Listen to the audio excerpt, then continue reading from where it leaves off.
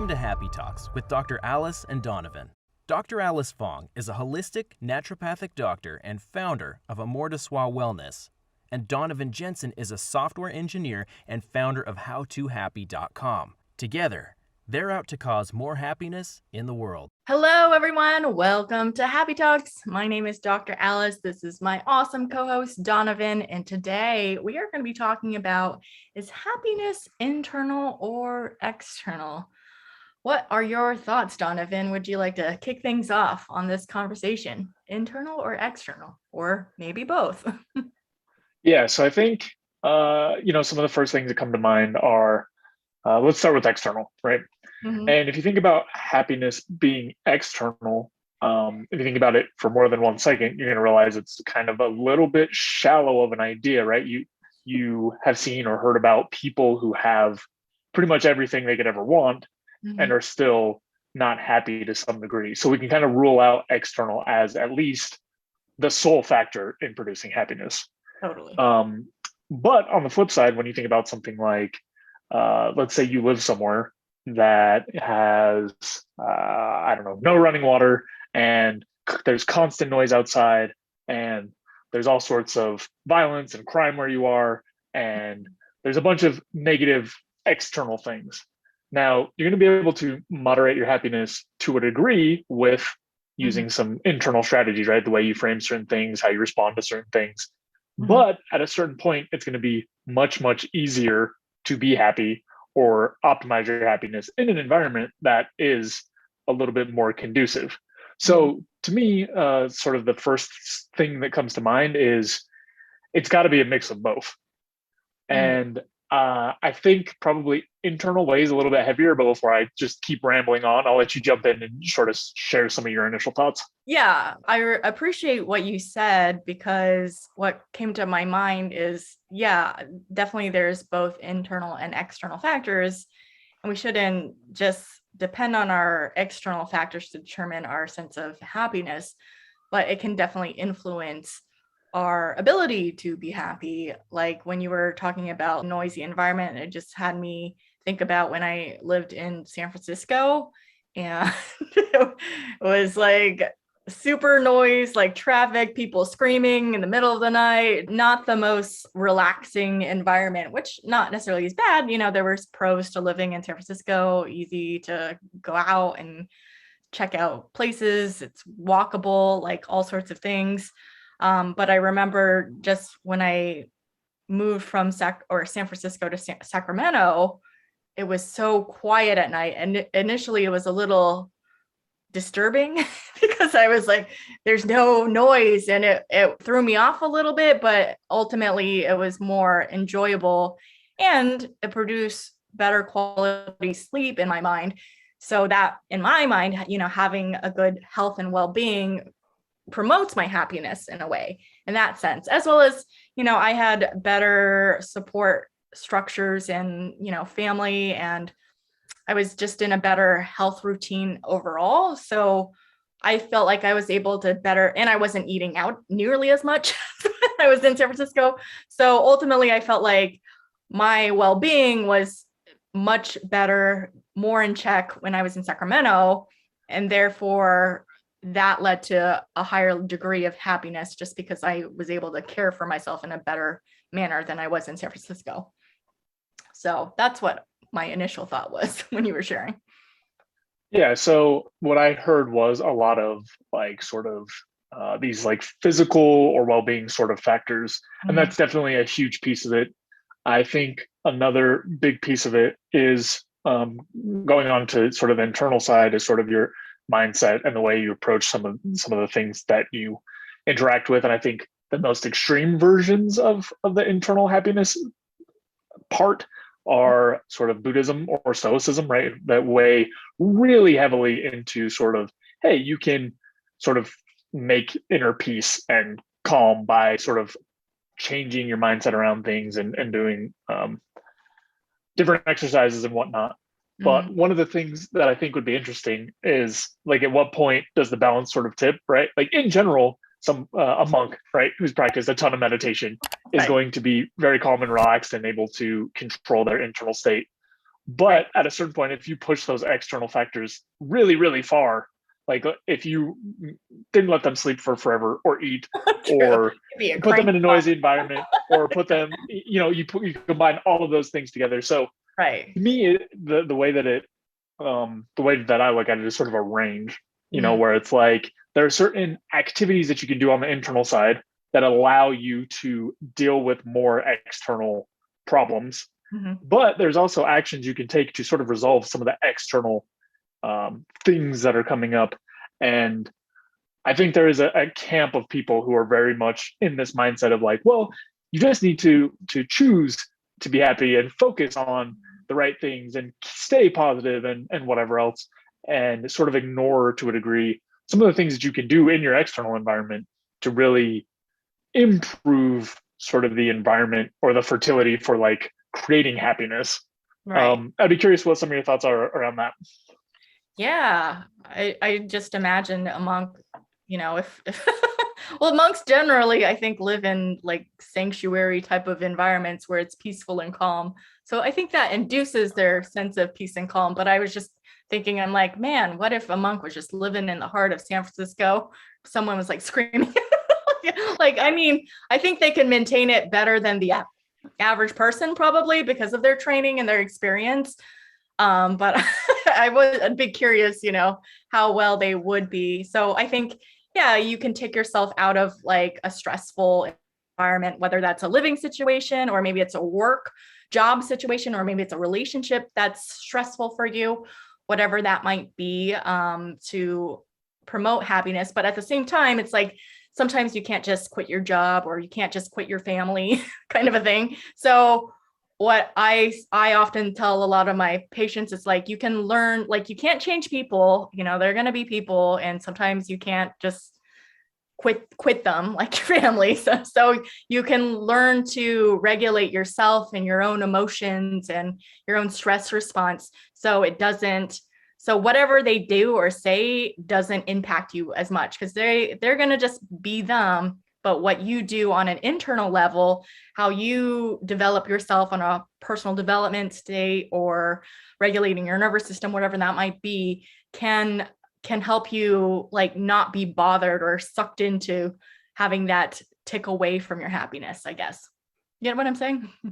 Yeah, I think that's one of the best examples of how sort of this interplay of internal and external works, right? Because you hear some people in relationships say things like, oh, this person makes me so mad, or all these other, sort of feelings and whatnot. And that piece, right? There's one piece is how you respond to and internalize and how you let other people feel and things like that.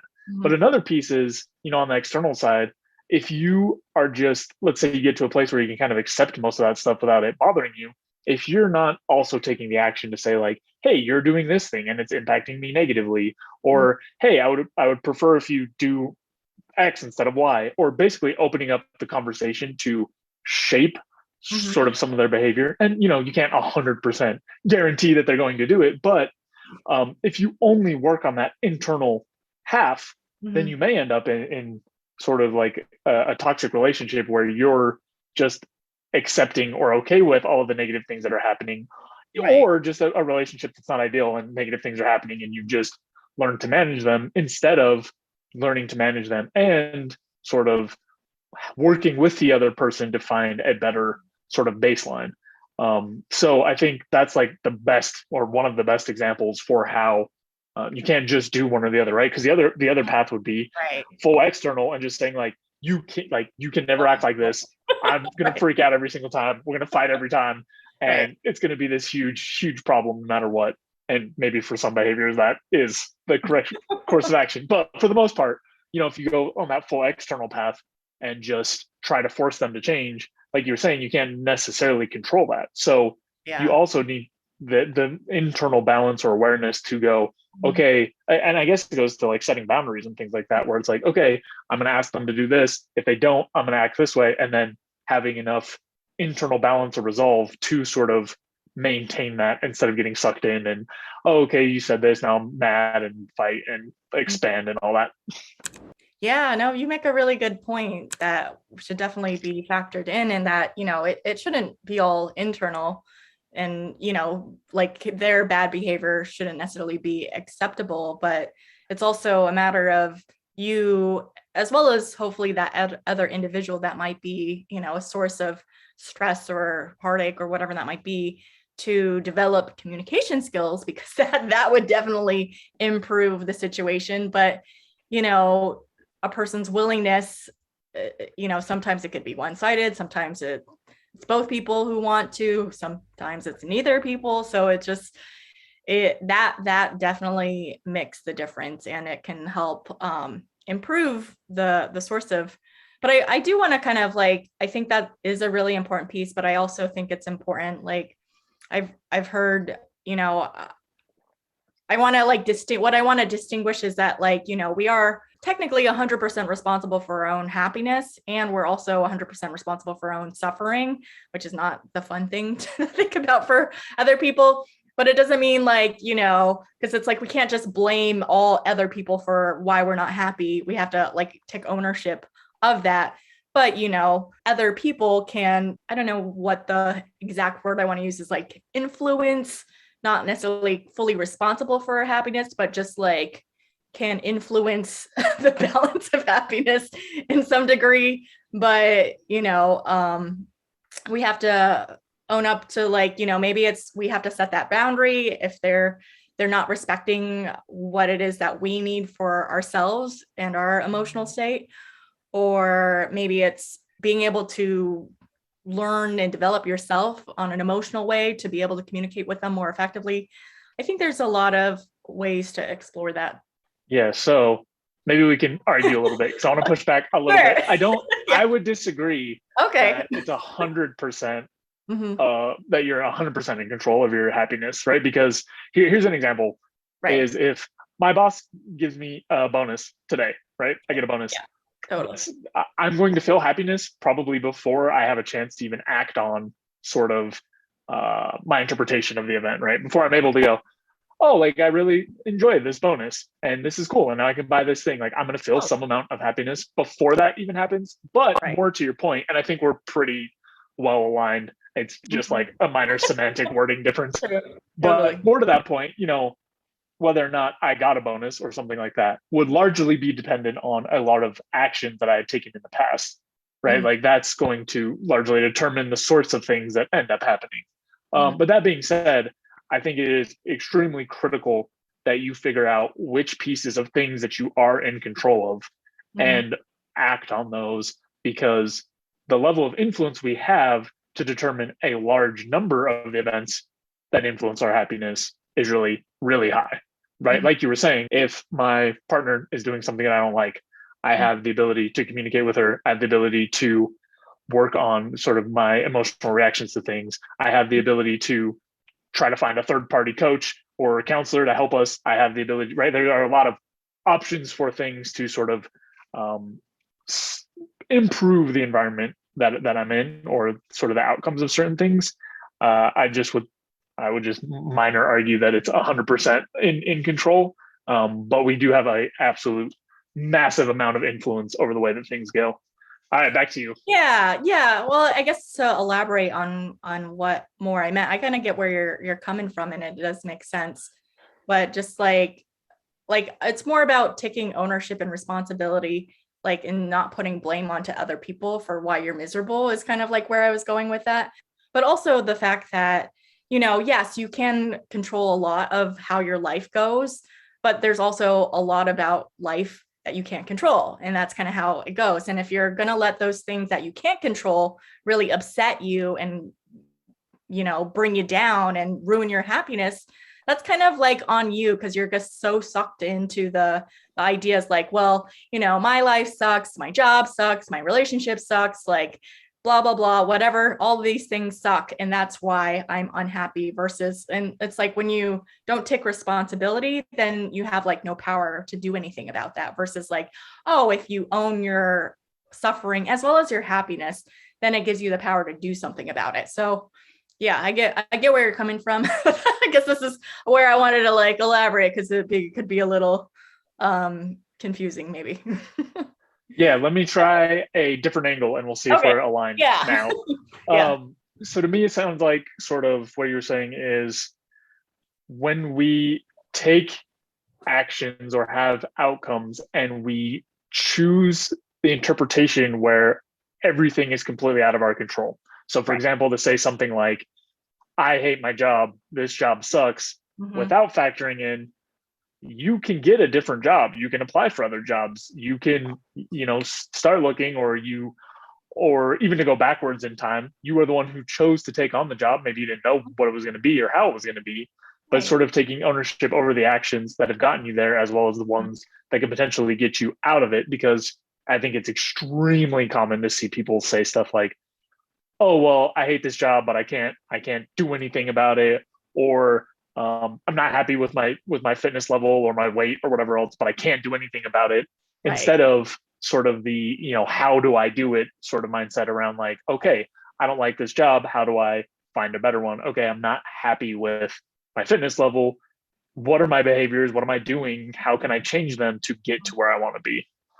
Yeah, no, exactly. That's kind of what I wanted to establish, because I think like some people like live in this victim mentality of, I'm at the effect of the environment, of the universe. It's like, well, I can't do anything about my job. It sucks. And this is how my life is going to go for the rest of my life. I'm going to be miserable. And I'm like, I mean, yeah, well, then you're stopped, and then you don't even look at what could be possible and explore like the other options of how you can get out of that situation. Yeah, I'm saying maybe you don't quit your job today and just walk out and like figure it out then, but start creating an action plan to get you out of that unhappy situation if possible. And yeah, maybe it requires consulting other people, whether it's a therapist or maybe it's just like people who've done it before, or friends, get some outside perspective, because you got to realize that your perspective is just one limited perspective. There's like a million there. And if you combine a bunch of brains, maybe together you can brainstorm a strategy to get out of that uncomfortable, unhappy situation. Yeah. Yeah. When I find myself caught in that trap, one of the ideas that has given me a lot of mileage is thinking about, am I the only person who has ever been in this situation? And if not, yeah, which it never is true that I'm the only person who's ever been in that situation. Right, yeah. If not, what actions did someone else take to get out of the position? Like, how did someone else figure this out? Because it is very easy to get caught in that trap of like, this really sucks. I don't know what to do. I don't know how to fix this or make it better or change things. But if it's true that your position is not unique, and that is almost always the case, I might even say always, then there is some set of actions or some advice or some path that someone else has walked that can really help you see what it is that you need to do. And the other thing that's really nice about, there are other tactics that you can use, but figuring out what control you have and what actions you can take is it helps to take something external that's making you unhappy, potentially, that you're internalizing and make you unhappy, and you get some control over it, which dissolves some of the internal unhappiness, right? Once you feel a little bit more in control and that you have some ability to change things, the impact of that external thing goes down. So it's kind of a strategy that works on both accounts. No, I totally agree with that. I feel like when you feel like you actually have power over the situation, even if it's like minute, it versus like the like I'm helpless or there's nothing I can do about this, the hopelessness, that really, makes a difference in like how you go about your life and continue to move in the direction that you want to go, versus just staying resigned and hopeless about the situation and not really taking any actions. So I think that's really an important point that you made. Yeah. I'm trying to think of other examples of internal versus external situations from maybe... Another one. Oh, sorry. Yeah, go ahead. No, go ahead. One that comes to mind for me that has a little bit of both is like it going up for a promotion, right? Or trying to make a sale or something that sort of has this, it's like a businessy interplay between you and someone else, and you're trying to get something.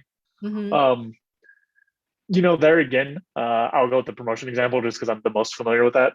Yeah. But when you're trying to go up to get a promotion, Like there are both sorts of factors at play, right? And there's going to be some sort of external amount of influence around what is the final decision, right? And there's going to be a bunch of internal pieces around, okay, what are the choices I made leading up to this? What have I demonstrated to this employer?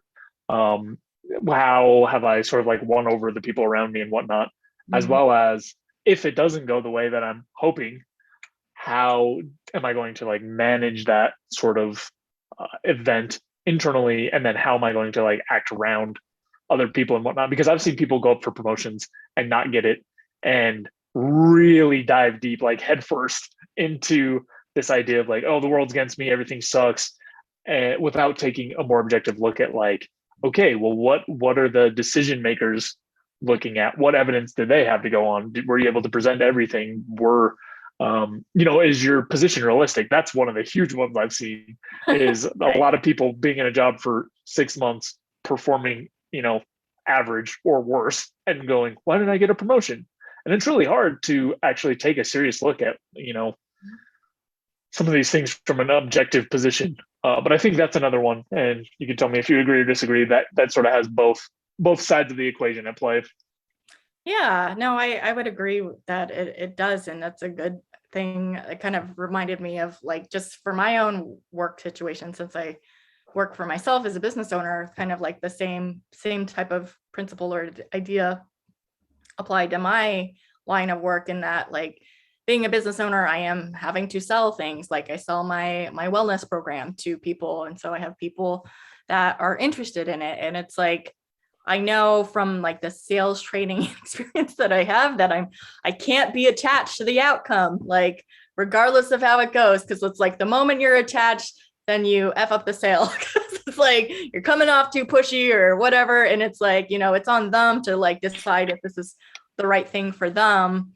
But it's at the same time, it's like, well, I know if I get them to join the program, then I would be happier. But I also know that I can't be unhappy if they don't join. Like I can be happy in that I did the best that I can, and regardless of the outcome, it's the outcome.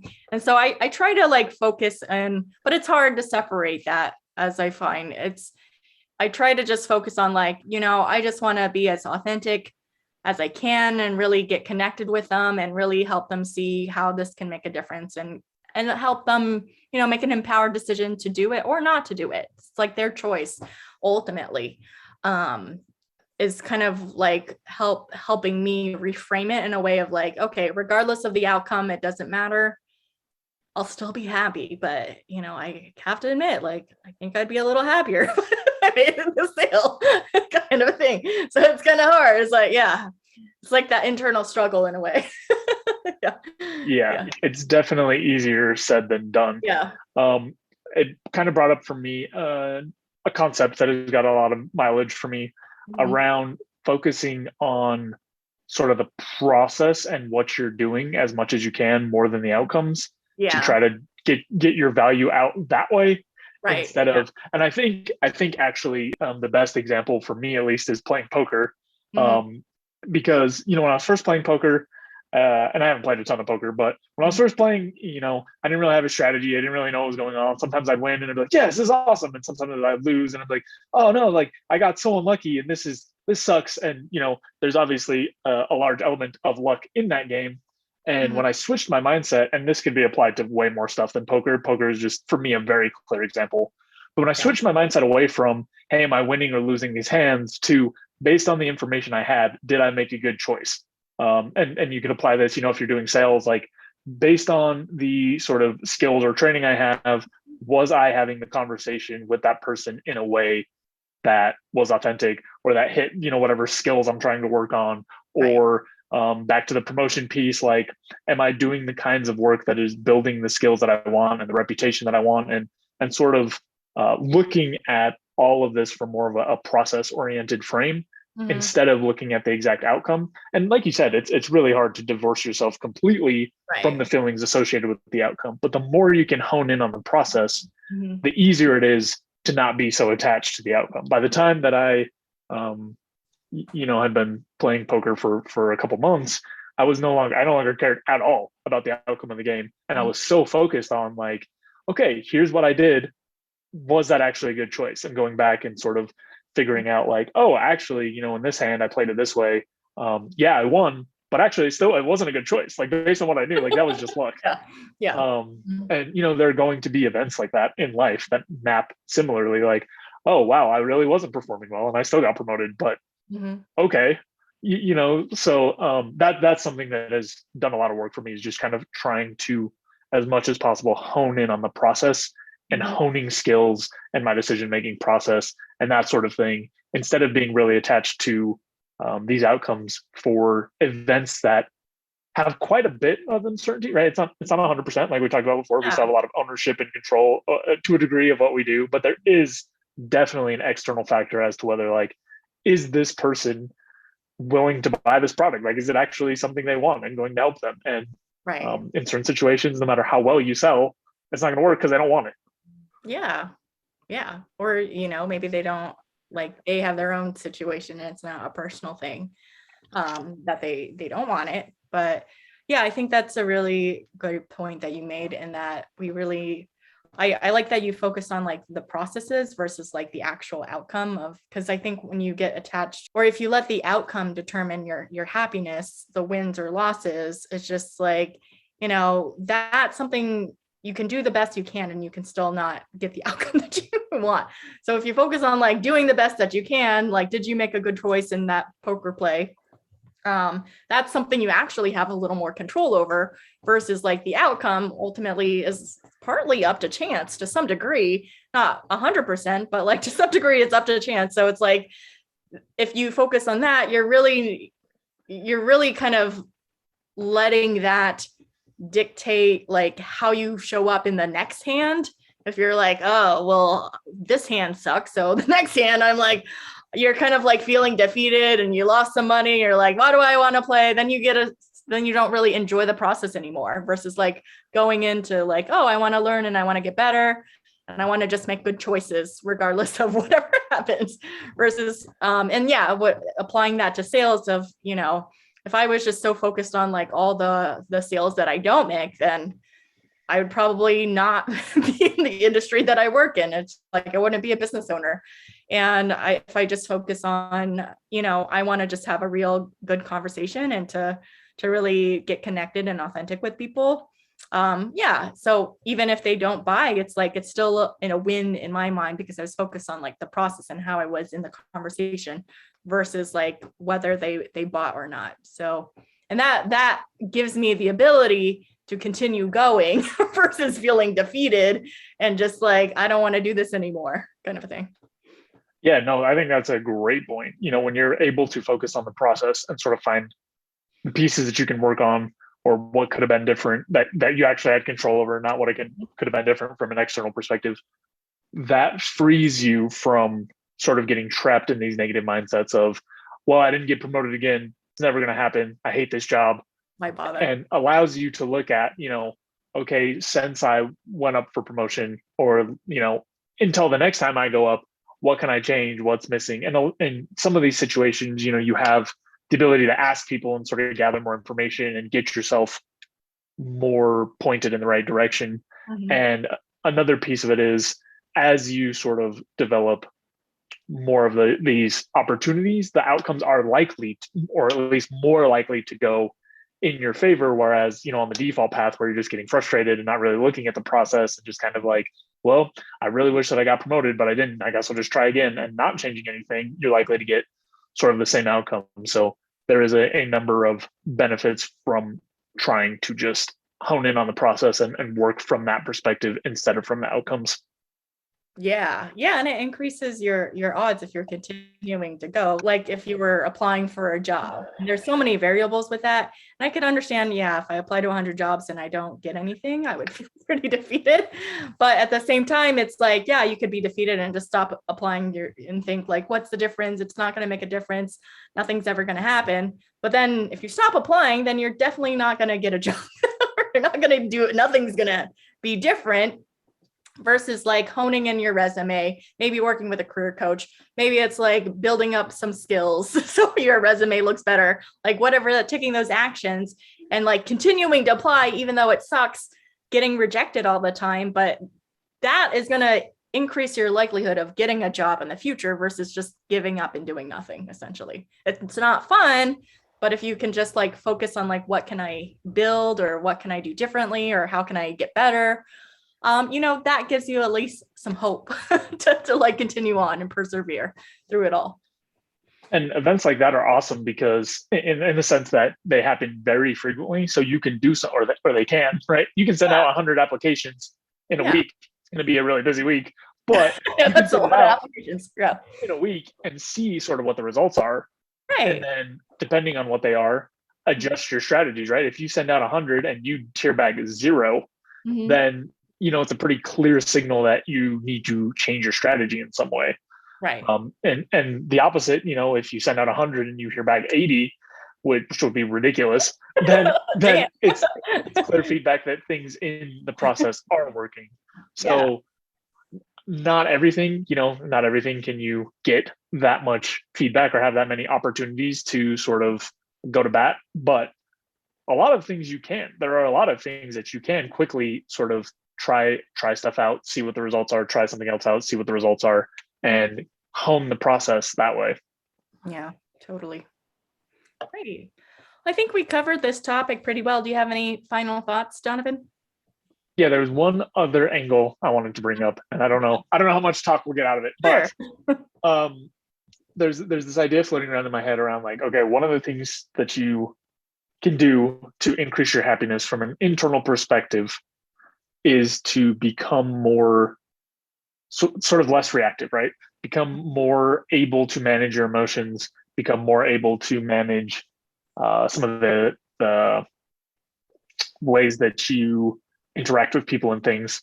And I'd be curious what your thoughts are around comparing that half against sort of, well, what if you get too good at that, right? And then there are things in your external environment that are like sort of bad, but not that bad. And you're just kind of like, well, that's okay, whatever.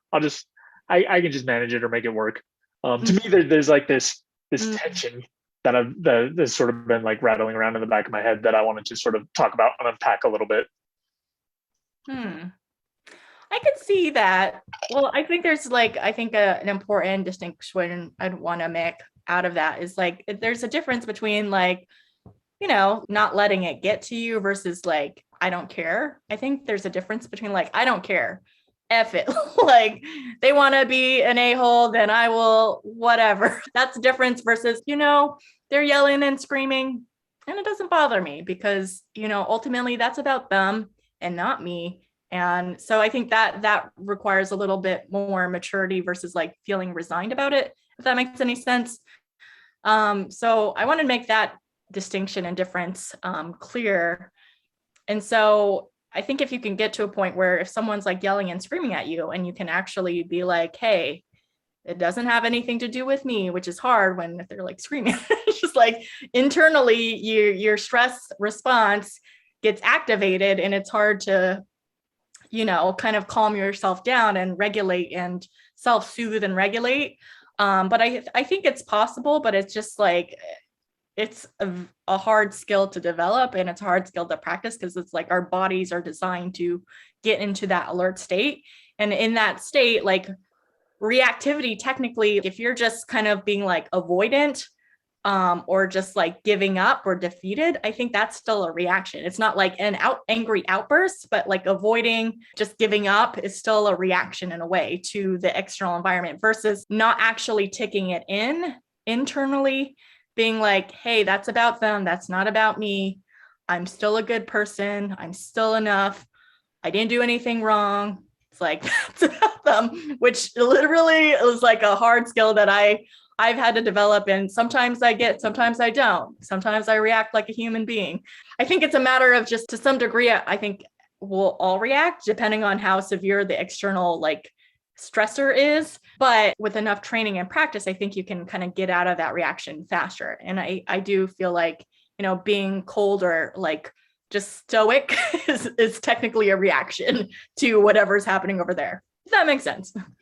Yeah, no, I think that's opens up the topic in a really nice way. And I think that's a really nice distinction. That's the piece that I couldn't quite figure out before, Yeah. which is sort of there are reactions to events that externally might look the same, but internally are very different. And it's sort of the difference between sort of something happening externally and shutting down and avoiding it completely or blocking it out or whatever else. And that is one way of coping, but it's not nearly as useful as sort of this other way of coping of being able to take in external events and sort of hold them and shape them into something else, right? Which is to say, like, let's say someone's screaming in your face. One potential way to handle that is to just shut down and ignore it and not do anything. Right. There's probably another method that's similar, or it would seem similar externally, but that's around, like you were saying, okay, this person is really upset. It's not about me. I'm not going to take this personally or whatever. I am going to sort of leave space around, and, it depends on who it is, but we'll say it's someone you actually know and want to keep a relationship with. I'm going to leave space around, like, hey, I'm willing to talk about this, but I'm going to come back later, or sort of some of these other strategies that you're not engaging with it and you're not letting it sort of hit you with its full force, but you are still sort of looking at sort of some of the pieces that underlie that behavior and going like, okay, here's, like, in the future, we're going to do some work around it, as opposed to just like, I'm just going to ignore this right now. And it still might, in the moment, it might be 100% the same thing. They might be so mad that you can't say, like, we'll talk about it later. You just have to leave. And it's the exact same reaction from an external standpoint, but internally you either like, okay, I'm never talking to them again, like, I'm done, or like, cool, I know that this person is heated, I will bring it back up at a time that's more appropriate. So no, I think that distinction, or that differentiation between ways of reacting really hits exactly what I was trying to tease out. Yeah. But even if you can't have a conversation that's productive because, they're screaming and yelling or very reactive, you can still, like, in the best way that you can, which might be hard if they're yelling and screaming, is just be like, in the calmest, neutralist tone, to be like, hey, I get that you're upset right now. I'm not ignoring that. I want to have a conversation with you, but I think it's better if we're, like, able to talk more productively when things have calmed down. And so we'll revisit this conversation. So I'm not ignoring this conversation. It's a conversation that will need to be had. But clearly, I think emotions are running high right now. And I think we need to take a step back and breathe a little, kind of thing. Yeah. Yeah. And as you were talking about that, it made me think it's not necessarily about accepting it. And I mean, I guess there are certain pieces, like, there are some external things that we sort of have to accept to a degree, but it's more about managing sort of the events appropriately, or like finding ways to interact with them that are useful. I think I'll use that word. I think that's a word that fits. Because if you get something like a cancer diagnosis just out of the blue, part of that is going to be accepting it, but part of it is going to be sort of managing it or finding a useful way to react to that information and the options that are available to you. Yeah. And it'd be understandable if you get a cancer diagnosis that you can be upset about it, and it's okay to react, and you're human. And I think every human has their own way of, like, maybe they shut down, maybe they scream and yell, maybe they're just, like, in shock and just, like, don't even absorb a lot. I hear a lot of times people who get those diagnoses have to be told a few times, because it's like the first shock is just like their brain just is like, what? And they need to be, like, retold, which is understandable. So, but yeah, it's all good points that we discussed. So I think we thoroughly covered this topic pretty well now. Any final thoughts? No, I don't have any other secret topics.